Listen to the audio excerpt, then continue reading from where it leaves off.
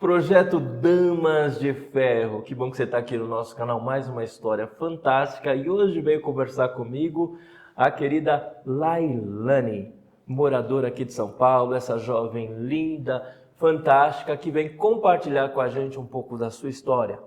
Porque através da história dela e através das várias mulheres que passaram aqui, nós temos tido aí como presente a sensibilização do poder público e de outras pessoas. E temos fortalecido essa corrente chamada Damas de Ferro, para dizer para você, você não está sozinha.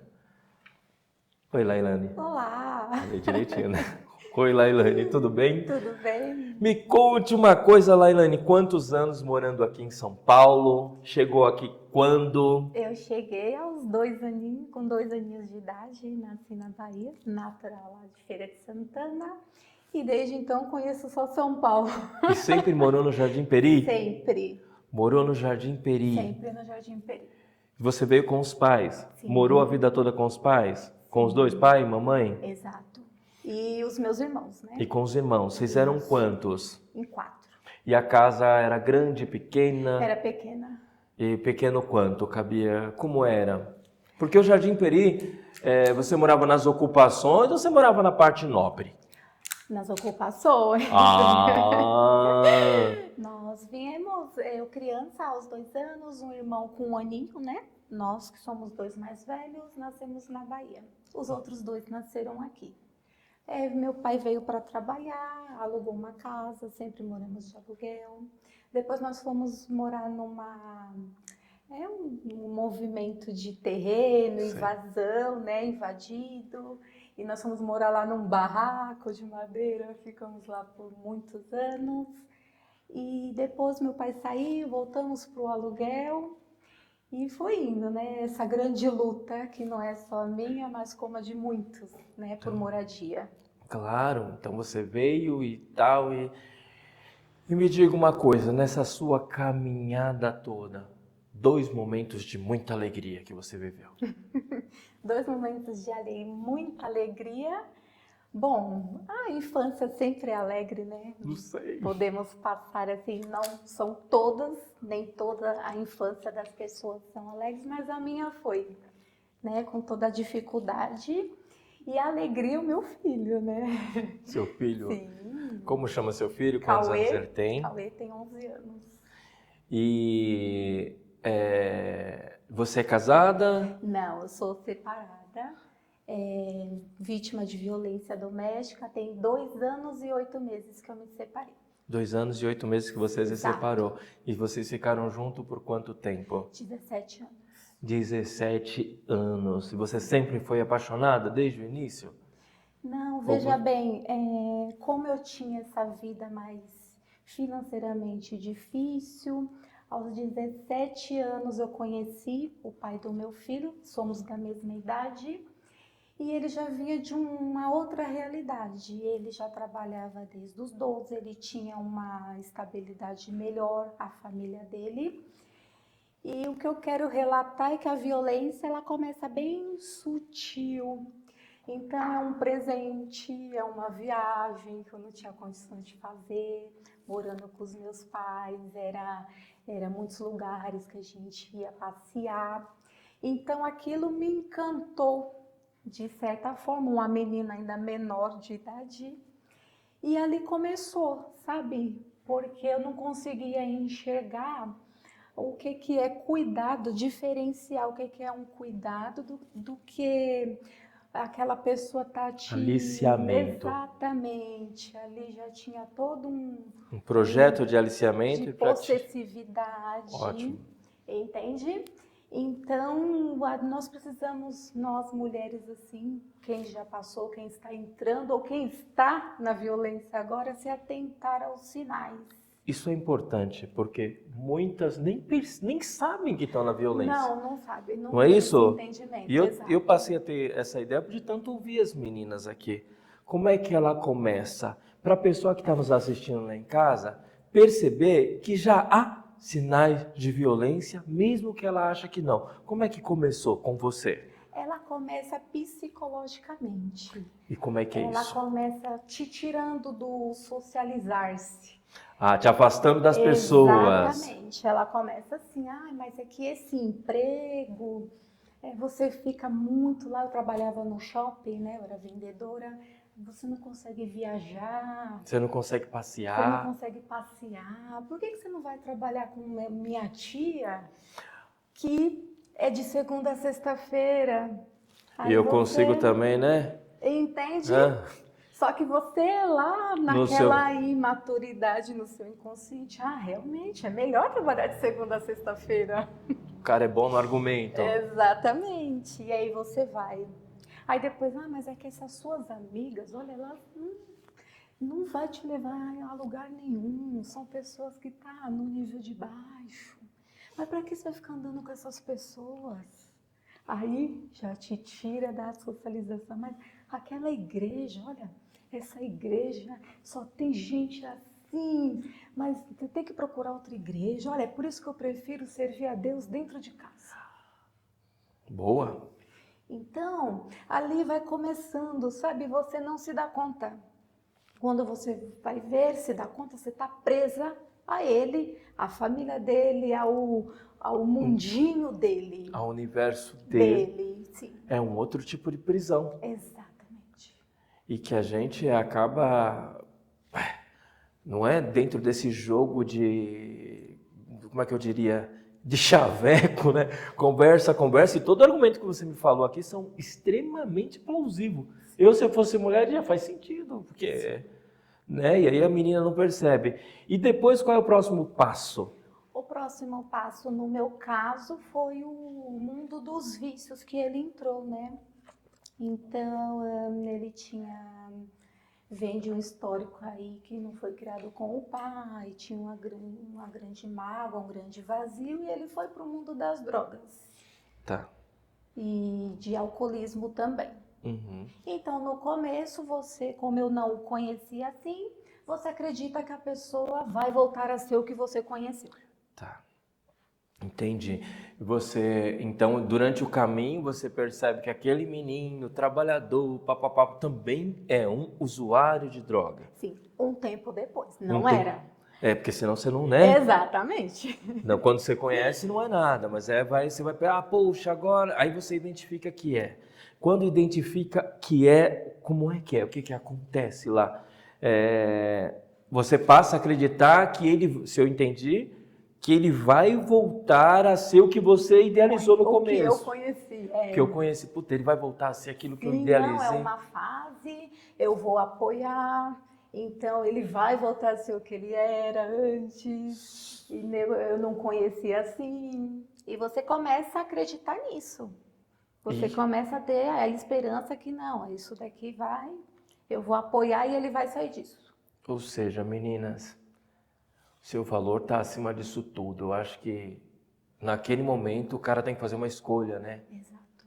Até porque você não é a enfermeira dele. Exatamente. Não é? Eu sou sua esposa, não sou sua enfermeira. Exatamente. Não é isso a ideia? Se você está escolhendo a morte, eu não sou obrigada a ser solidária ao seu caminho de morte, é isso? Exato. Mas em geral a gente confunde a ideia de solidariedade. Eu em outras relações eu vejo, em outras situações eu vejo isso. Eu quero ser irmão, eu não vou abandonar, não é?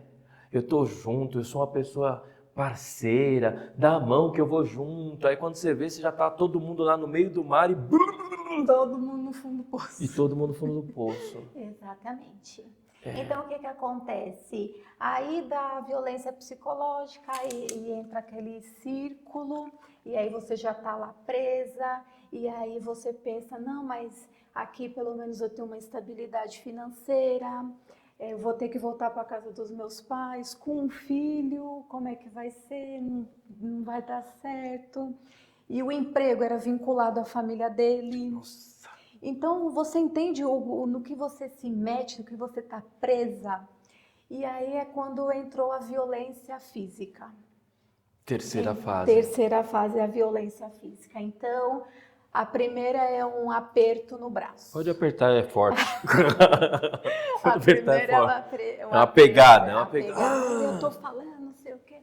Tá, se você perdoou, eu falo para quem está em casa. Pode falar. Se você perdoou o aperto no braço, Ah, eu estava nervoso, a próxima vez vai ser um aperto no braço e um puxão de cabelo. Ele sabe até onde ele vai. E ele só vai até onde a gente permite. Então, se você perdoou o aperto no braço, o puxão de cabelo, aí depois vai vir o tapa. Sempre que você perdoa, a próxima vez é pior. Vem mais violento, mais forte. Sempre que você perdoa, o próximo passo é pior. E eu falo que eu cheguei no momento, no estágio de ter meus dentes quebrados. Quebrou o celular do meu rosto. E aí eu falei, não, se eu não fugir dessa casa aqui hoje, aí eu vou morrer, né? Eu vou morrer aqui.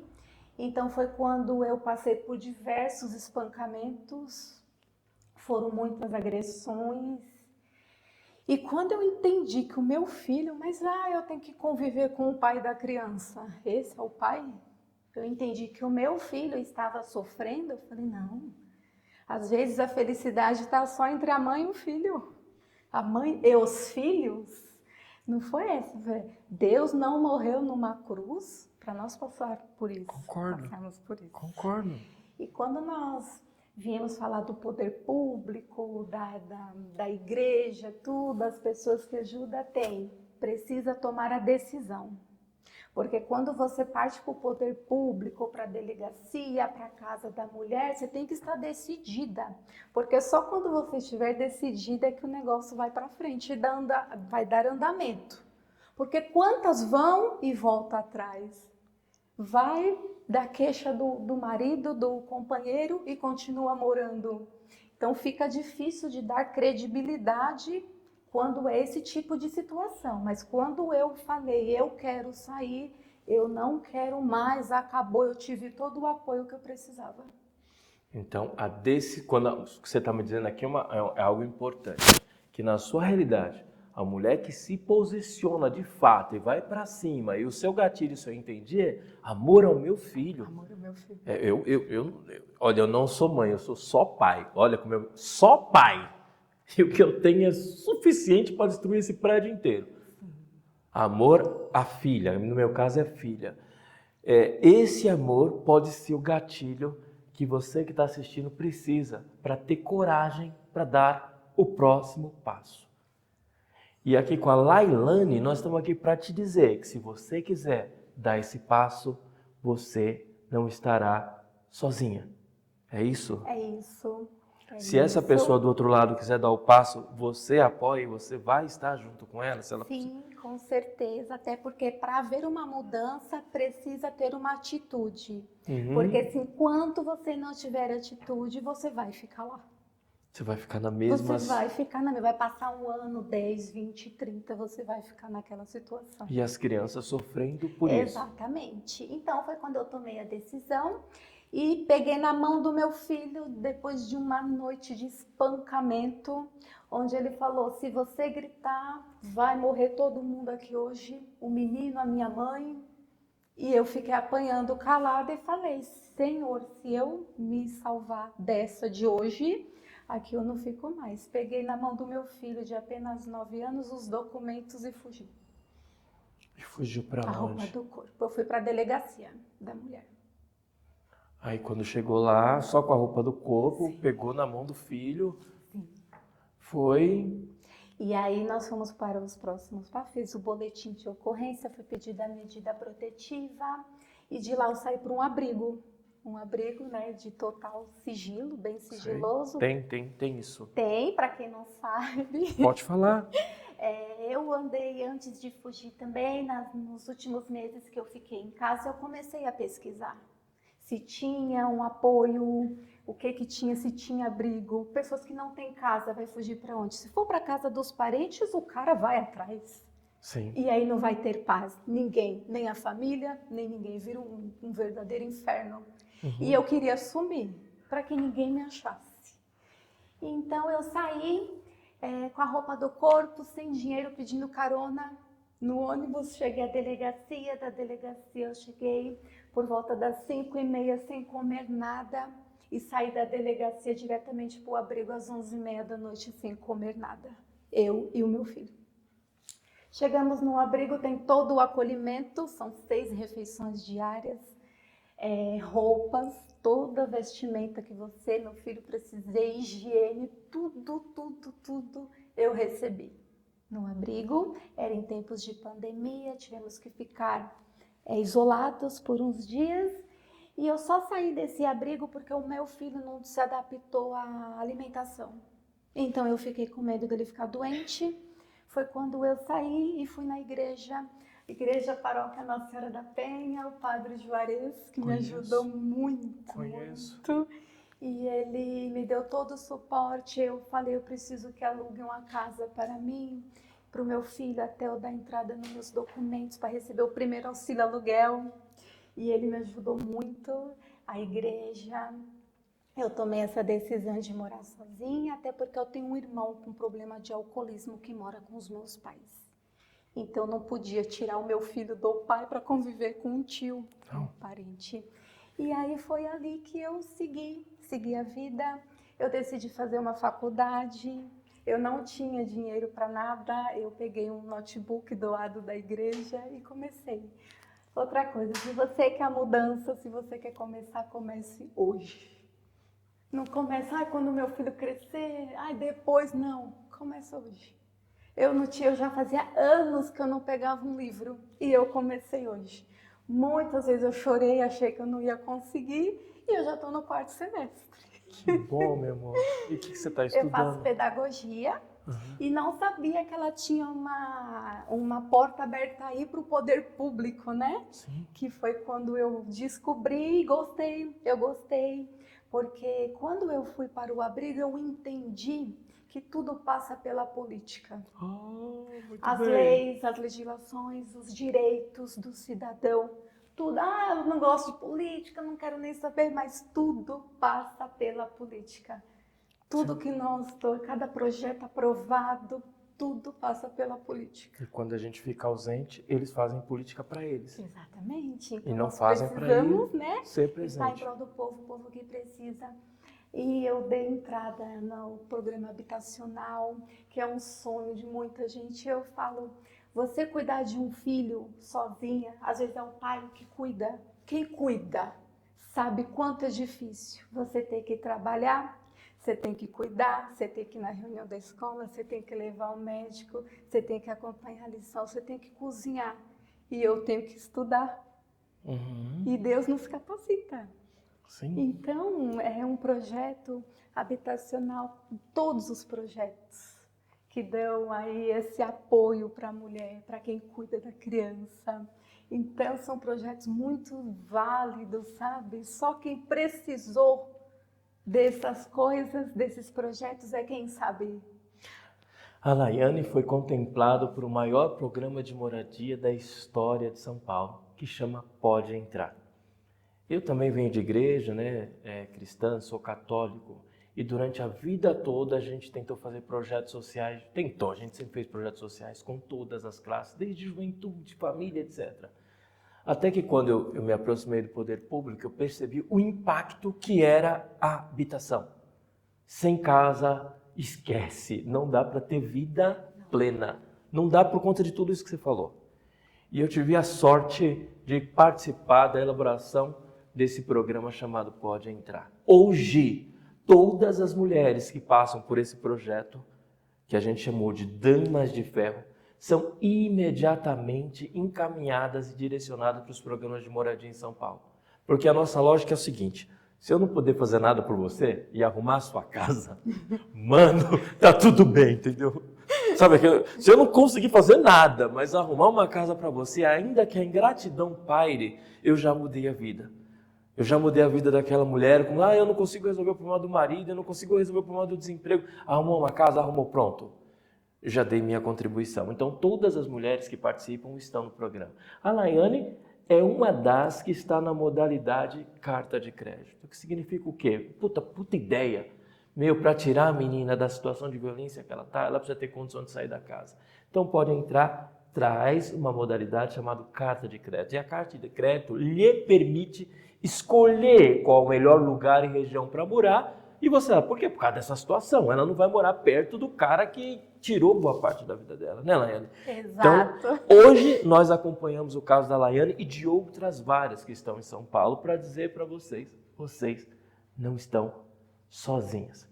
Laiane, você, para mim, é uma dama de ferro. Você teve tudo para quebrar. Que honra. Tudo para quebrar, tudo para falar eu vou para as drogas, tudo para dizer assim, né, eu vou largar, eu vou matar esse maldito, eu vou fazer qualquer coisa, né? Eu costumo dizer, o pessoal fala, eu vi o demônio, porque eu estava lá, o demônio não sei o que, tá? Algumas pessoas moram com ele. Sim. Moram com ele porque ele se materializa através daquele que quer tirar a vida. Se nós servimos o Senhor da vida, aquele que quer tirar a vida serve o Senhor da morte. E se o cara estava arrancando sua vida de forma estratégica e pensada, ele estava servindo a outro Senhor, não é? Com certeza. E se Deus, como é que fala? Deus te libertou, Deus te resgatou, Deus te trouxe a vida, porque te deu energia e condições de lutar pelo que é seu. Manda uma mensagem para essas damas que estão em casa nos assistindo hoje, para que elas também tenham coragem e força de buscar os seus direitos, buscar apoio. E se não conseguirem, podem contar com a gente. Deixe seu comentário, mande seu telefone no direct. Nós temos um site onde vai estar lá a história da Laiane, vai estar lá o currículo da Laiane disponível, que é rodneivicente.com.br, onde a gente tem uma rede de solidariedade, que é para quê? Pessoas do bem fortalecendo pessoas do bem. Pessoas do bem, esclarecidas, que só querem uma coisa: fazer a família dela feliz, com vida e vida plena. Pessoas que vieram do Nordeste, chegaram aqui, não tinham de morar, foram morar em situações assim péssimas, né? Pais que vieram para trabalhar, não encontraram muitas vezes um emprego e às vezes se sucumbiram aí ao alcoolismo, à dor, porque é difícil pra caramba. Agora deixa eu me calar que eu falo demais, a mensagem é sua. Manda lá, Laiane.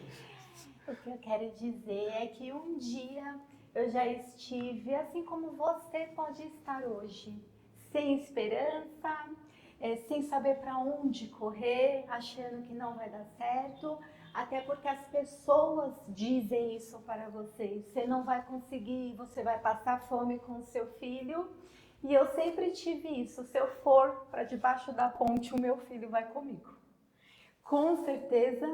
Então, é a decisão e a coragem, porque quando você tiver a decisão de mudar de vida, de sair dessa vida que não é para você, não foi para isso que Deus criou o casamento. Casamento é uma troca de amor, cumplicidade, respeito. Se não tem respeito, não é casamento. Então, assim, outra coisa também, ninguém muda se não quiser. Eu vou ficar aquele... Não muda. Não adianta. E assim, a partir do momento que você falar, não, eu quero mudar a minha história, você vai ter apoio sim, com toda certeza, assim como eu tive. Laiane, você é fantástica. Obrigada. Gente, Laiane é fantástica. Não deixe de deixar seu comentário, compartilhe esses vídeos, compartilhe essa história e venha fazer parte dessa nossa rede do bem, dessa corrente do bem que você acha no site da gente. Obrigado por participar. Eu que agradeço. Beijão, até a próxima. Tchau.